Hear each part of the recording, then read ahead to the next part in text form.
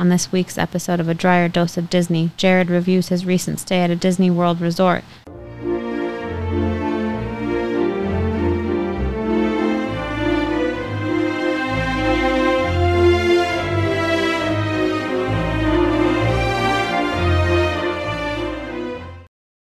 Welcome to this week's episode of A Drier Dose of Disney. I'm your host, Jared Drier, and today we've got an episode that a lot of you have been asking about after our episode on where are the best places to stay.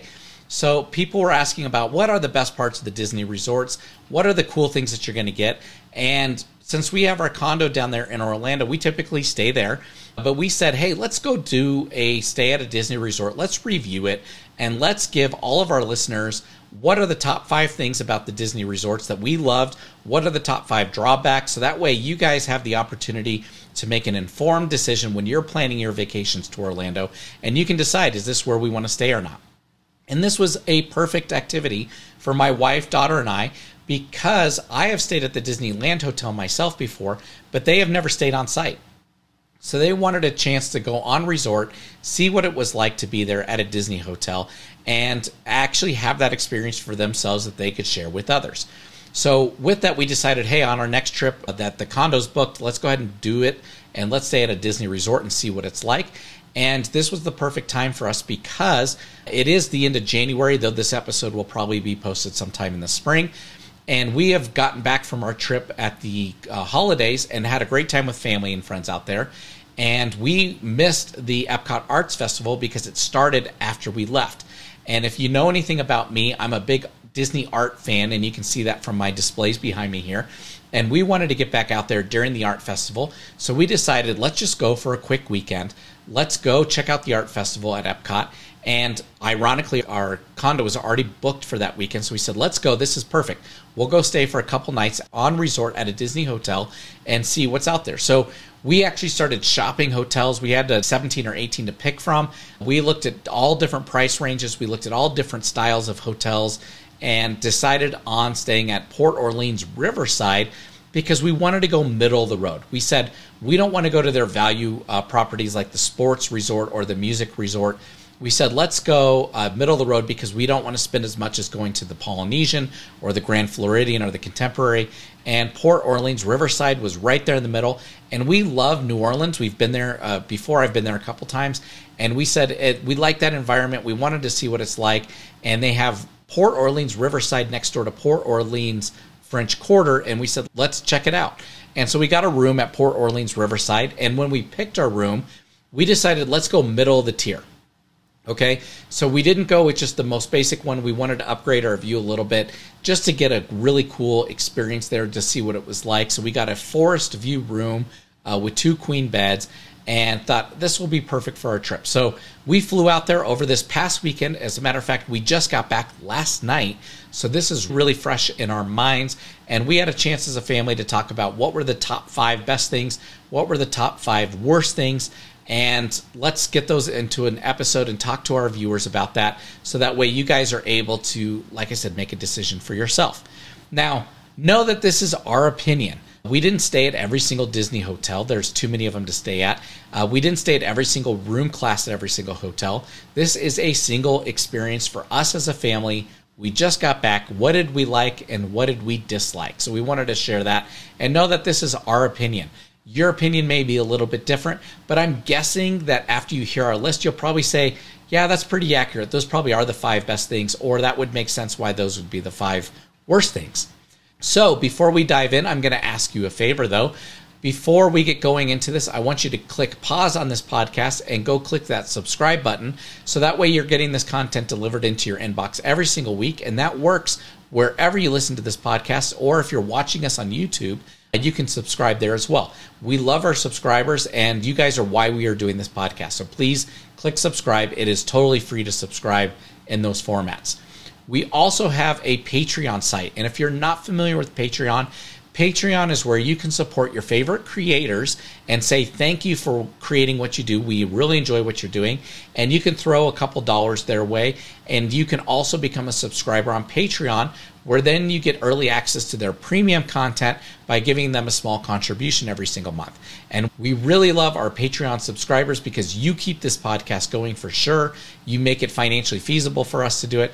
And so we've loaded some premium content out there, like our butterbeer episode where we have crafted the perfect butterbeer, and our How to Go to Disney for Almost Free episode, which both will be moving onto our general channel later this year, and we'll be replacing that with some premium content for you guys there. So do find us over at Patreon. The links are in the description below.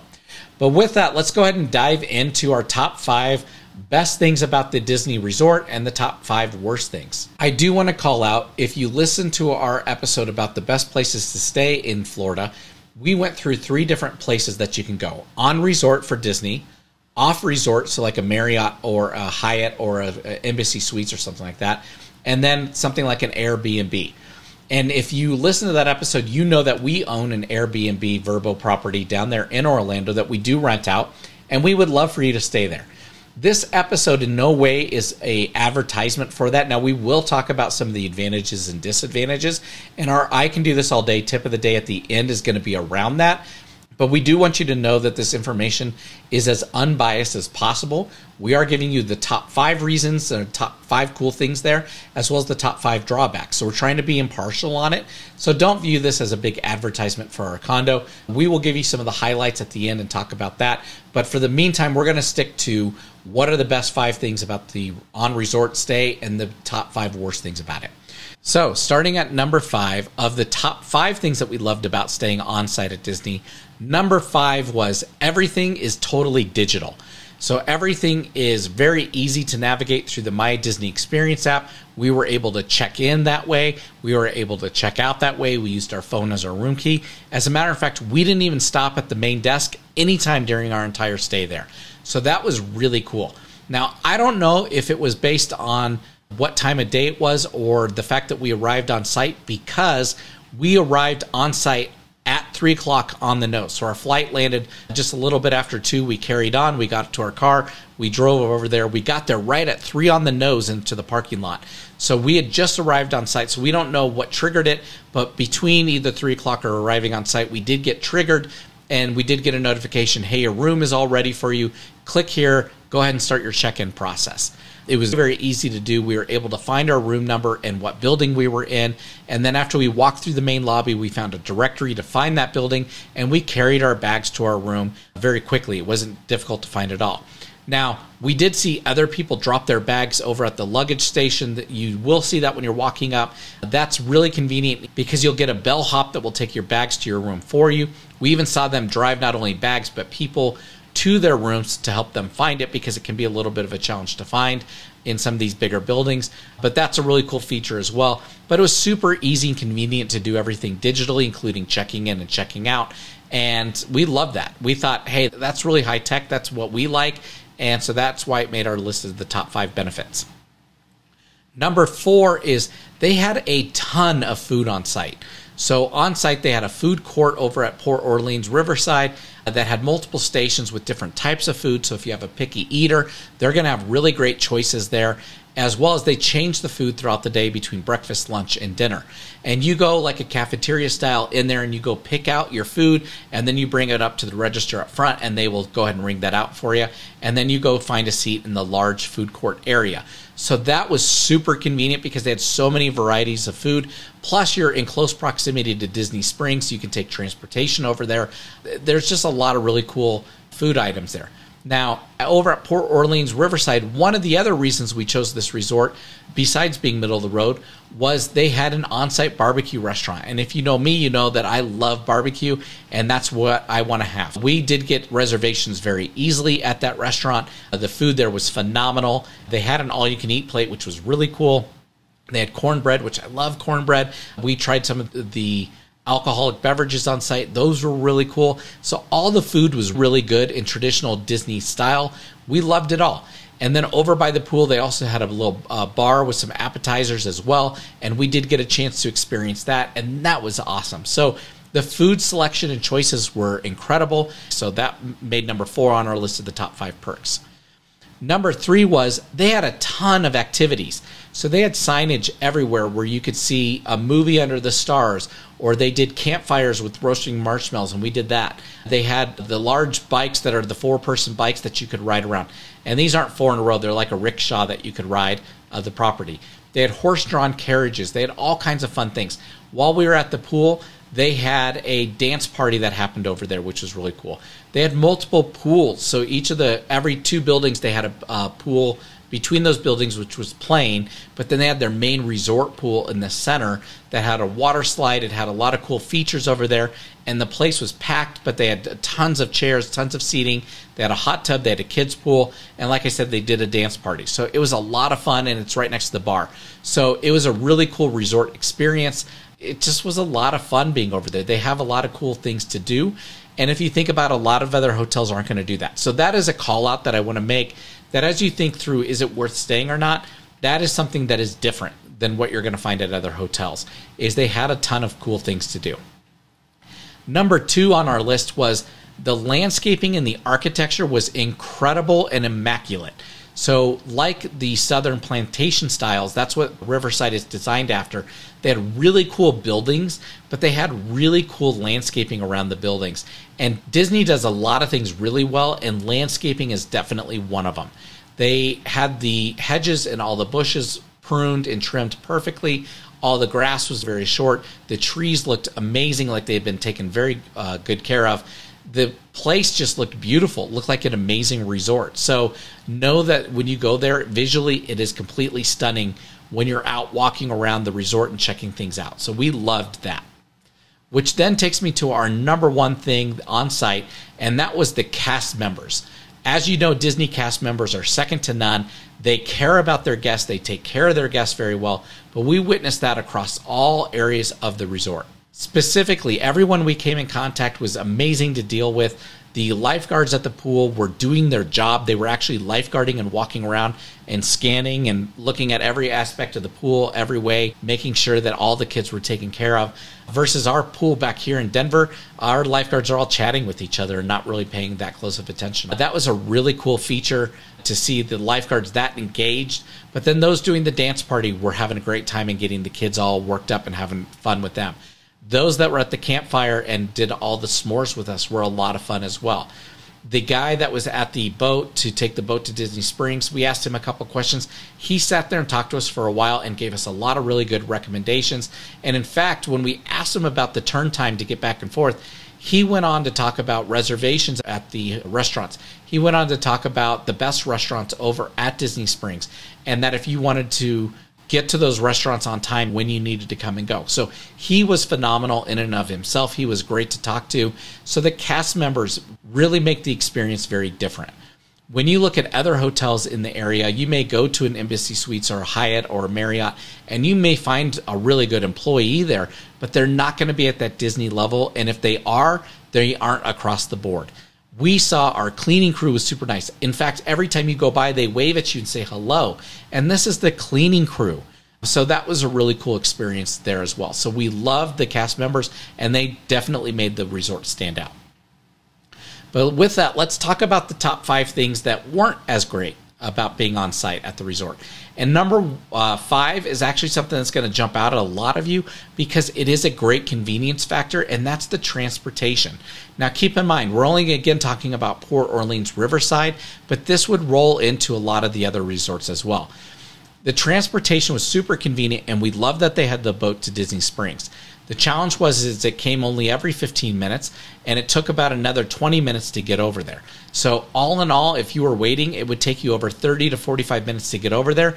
And the guy told us if you have a reservation at a restaurant, you need to be at the boat at least an hour early of your reservation to get over there in time, which kind of feels like it's not very convenient, right? To be told you need to be there an hour ahead to just take a boat ride over to Disney Springs, that didn't feel great. Though we took the boat the first day that we were over there, we decided the rest of our trip we would just take our rental car because it was quicker to drive back and forth than it was to wait for the boat. In addition to that, when we were coming back at the end of the night, it had already gotten dark. It was getting late out, and we were really tired because we flew in from Denver that morning. We left at 6 a.m. in Denver. So we were worn out from the day.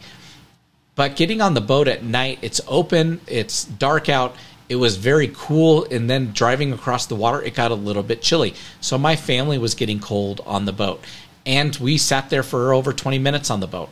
And we had to wait through 2 different groups to get to a boat. So we were waited for 30 minutes, and then we're on the boat for another about 20 minutes or so. So it was a long process to get back to the hotel resort at the end of the night. So transportation was a pain. When we left for Epcot to go to the art festival, we took our rental car, but we drove by the bus stations at the resort, and they were packed. There was about 30 people at each one, and with those, this was pre-rope drop, so this was early in the morning. Those people are now probably waiting and trying to fight to get over to rope drop on time and may have missed that opportunity if the bus is going to take too long. So keep that in mind. It does take a long time to take the transportation over at the Disney parks. And then once you're on the bus, the question is, do they go to every resort? Because that may take some more time. Or do you have to wait for your specific bus to come take you from your resort to your specific park? So all food for thought when you're thinking about transportation. Now, my sister went over 2 years ago, and they stayed at a place where they had the gondolas that took them from the hotel to the parks. She said that was super convenient because they were coming every couple seconds. So the line kept moving, and they didn't have to wait too long to get on a gondola. But she said it did take a long time to get from the hotel to the park. So do keep that in mind. You're still going to take the same 20 or 30 minutes on this gondola ride. It's just is continually moving, and it's moving a little bit quicker than what the boats did. So it's not very convenient to use their transportation. Of course, you can always get a mini shuttle, and the mini shuttles will cost you money like an Uber, and they'll drive you directly to your destination. But I don't want to pay for extra things like that when it's already included in the price. So that was one drawback, is it wasn't as convenient as we hoped it would be. Number 4 on my list was the size of the room. When we got on site and got to the building, this building had over 100 rooms in it, and it was a little surprising when we got in there that we went into our room, and the room had 2 queen beds. It had a dresser for the TV, a little tiny small table, and a little tiny bathroom. And comparable to other hotel rooms, it was still small.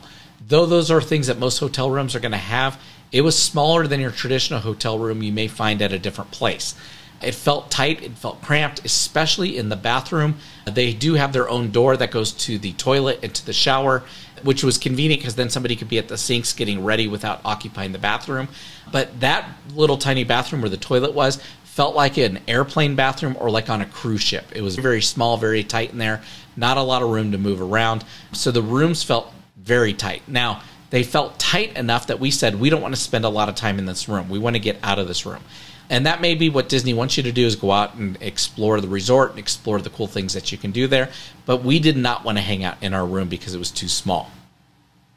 Which goes hand in hand with number 3 on our list. And this is actually in contrast to what I would tell you on our Best Places to Stay episode, where our tip of the day was, how often are you going to be in your hotel room? And you may want to pick and choose based on the fact that you're not going to be there very much. In contrast to that, our number 3 is the quality of the bed and bedding wasn't very good. Meaning that if all I'm going to do in my room is sleep, I want to have a good experience when I go to bed at night. And I want to make sure that I sleep well, that I'm very comfortable, and that I get a good night's rest so I can get back out into the parks the next day. The mattress was just average on best. In fact, when you think about all the number of rooms they have, they probably buy them in bulk and in large quantities at a discounted price to facilitate all the rooms that they have there. And the mattresses were just okay. They had nothing to write home about, nothing really super comfortable.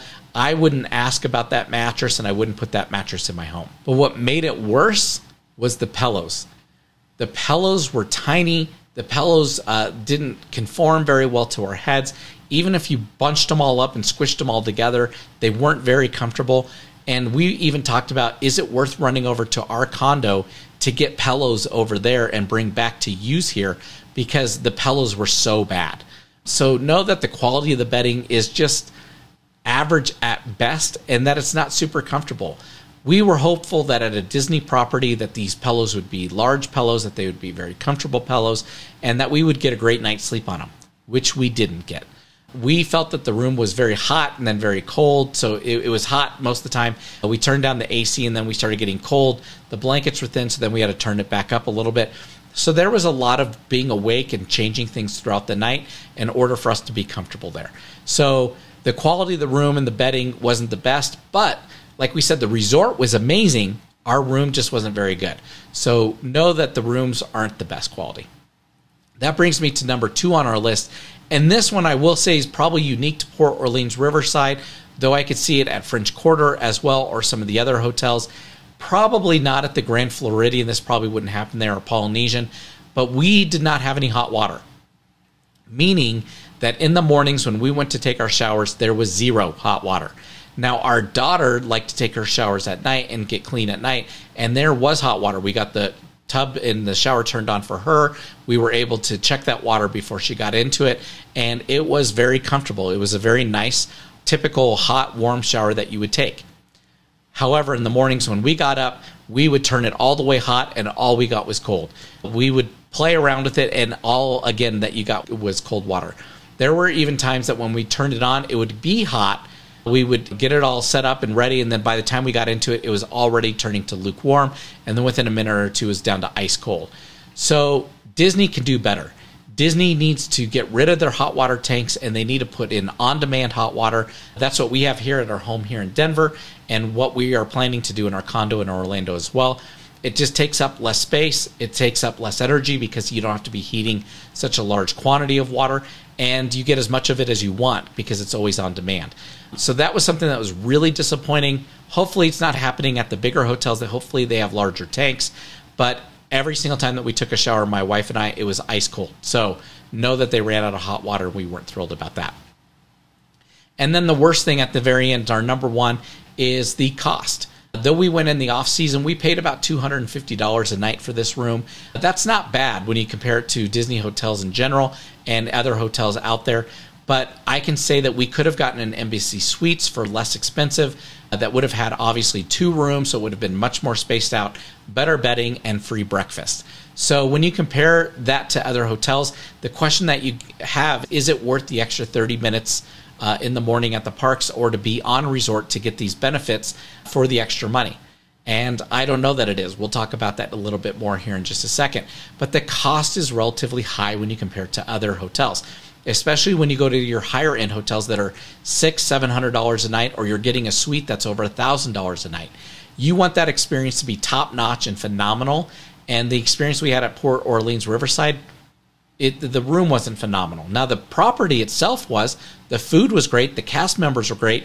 But our actual room we stayed in wasn't very good. So I would say I would definitely go back if I could find a place that had a larger room with better bedding that was a little bit more comfortable. Then it may be worth it. But my fear is that may be a $400 or $500 a night hotel versus what we paid $250 over at Port Orleans. So always take that into consideration. Is it worth staying on site when I can save some money and go off site and maybe have a better experience? That's where we're going to go into our I can do this all day tip of the day. And that is my personal opinion. And now that I've done all of the above, we've done every type of hotel, we've been on site at Disney, and we have done Vrbo and Airbnb as well, is do the Vrbo Airbnb properties. The reason is they are trying to be competitive with all the hotels out there, including your cheap economy hotels that are out there. And most places for Airbnb and Vrbo come in at about $150 a night, including our place. But our place sleeps 8 people. We have 3 bedrooms and 2 bathrooms. So you have a lot more room to spread out into. And even in our family of 3, we're only going to use 2 of the 3 rooms. So we've got a spare if other people want to come with us. Our daughter has her own bathroom. We have our own bathroom. And the bedding is just a lot more comfortable. Now, yes, it's convenient to have food on site, but we have multiple restaurants within a mile of our place. And then when we go to Disney, we take our own car and drive in, and it only takes us about 20 minutes anyways. And that's about what it takes when you're taking any of the resort transportation. So the question, is it worth paying the extra money to stay on site when you can get better quality for a less price off site? Now, I don't say that to say, hey, this is an advertisement. Use our condo. If you want to use our condo, the link is in the descriptions. You can. I am saying go out there and shop them. There are a ton of really cool places on Airbnb and Vrbo that have really cool theming, really cool design. Some have their own pool. If you can get your own pool at a house for the same price as a Disney resort and you can sleep more there, wouldn't you rather do that? They're really cool places that are out there. But by all means, if you want to stay in ours, you can definitely check that out in the links. So the question at the end of the day is, would I go back to a Disney resort? obviously have a condo, so probably not. I'm probably going to use my condo. But let's say I'm traveling overseas or I'm traveling to LA. I may or may not. Now, if I'm going overseas to a foreign country, then I probably will stay on site at Disney just because I know that's easier and it's safer. If I'm going to LA, no, I'm probably going to stay at an Embassy Suites really close by where I can get a really large room for a less price and I get free breakfast every single day. So I probably won't. Now, if I ever got a cool promotion where I could go to the Star Wars Star Cruiser for an inexpensive price, or I could get one of the really cool suites, then yeah, I would definitely stay on site to do that and experience that. But as it stands right now, just for a value hotel, nope, I won't stay on site at a Disney resort. I will go off site and I will save the money or go to a Vrbo and get a bigger place that I can share with others. So with that, we hope you have a magical week planning your next vacation. If you have any questions or comments, or you want to ask more about where to stay on site or off site, you can find us on Facebook at A Dryer Dose of Disney, and we're happy to answer those for you there, as well as we're on a lot of different group pages out there too. So we'll talk to you next week. Bye-bye.